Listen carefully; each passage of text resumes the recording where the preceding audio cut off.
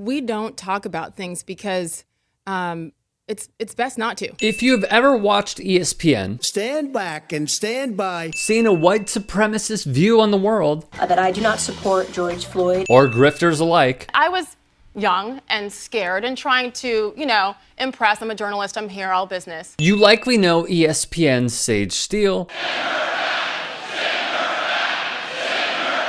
the 45th President of the United States. Does that sound right to you? And Charlie Kirk's please come work for me to show diversity kind of gal, Candace Owens. I mean, do you have to hate your opponents to win? Can I touch your hair?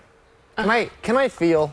I love your hair, by the way. Random. In a surprising bit of news, ESPN tweeted that Elle Duncan, one of the most insightful, thought-provoking, authentic, and honest honored talent the company has, would be replacing longtime host Sage Steele on the 6 p. Eastern Sports Center. Steele will take the reins on the noon Eastern Sports Center beginning in February. The news was celebrated by many if you have followed Sage Steele's moves throughout the years. I just disagree with the whole premise of the issue. How much of a problem did we have with Jerry Jones, with Greg Hardy over the last couple of years?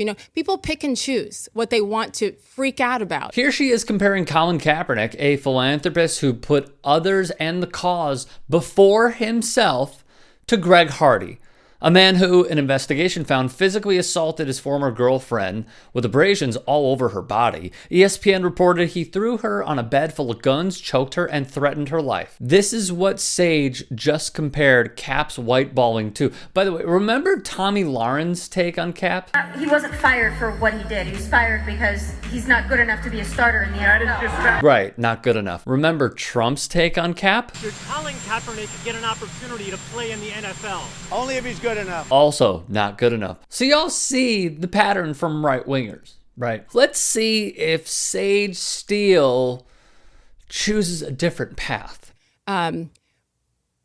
I just think he would still be on the Niners if he were that good. Other teams would have picked him up. Nope.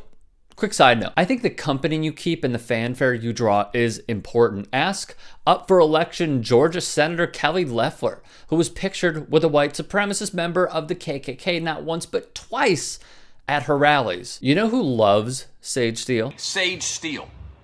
Sage Steele this is amazing, I think. A man who supports white supremacy and fits Donald Trump's boot in his entire mouth, Clay Travis. Sage Steele's practice of Christianity puts her at odds with this modern, millennial-driven black movement. And, of course, to no surprise, Jason Whitlock. Jason, it has nothing to do with religion. Her insistence on attacking black NFL players for kneeling during the anthem, even going out of her way to rip Tampa Bay Bucks wideout Mike Evans in this fashion, is deplorable. She said at one point, the worst racism that I have received, and I mean thousands and thousands over the years, is from black people, Steele said. In the wake of Minneapolis police officers murdering George Floyd, ESPN put out a special. The Undefeated presents Time for Change. We won't be defeated. It was a reflection of race and sports post George Floyd, wrote the Wall Street Journal. Steele, who once said this, But I will always go back to,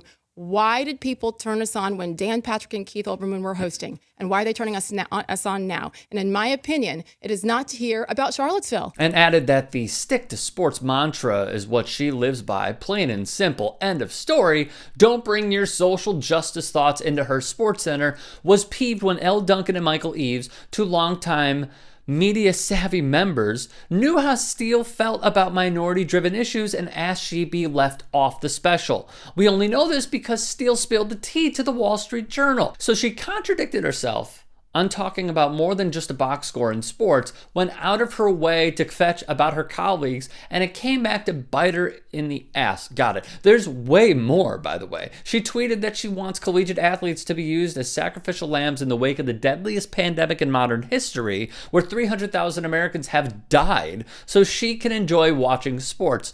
Tone deaf is an understatement. When the 45th president banned Muslims from entering the U.S. because, well, he's a bigoted piece of turd, protests took place. Steele, again with the tone deafness, Instagrammed her displeasure with being delayed. This is who she is.